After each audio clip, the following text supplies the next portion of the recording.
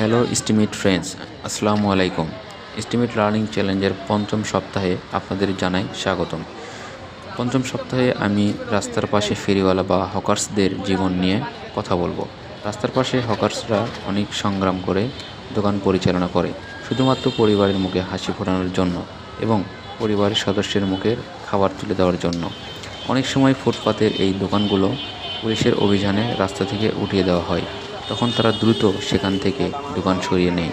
Police চলে গেলে তারা পুনরায় আবার সে দোকান স্থাপন করে। এভাবেই তারা সংগ্রাম করে দোকান চালায়। আজকের মতো বিদায় নিচ্ছি। আমি মোহাম্মদ পলাশ মিয়া, আমার এস্টিমেট আইডি এমডি পলাশ মিয়া।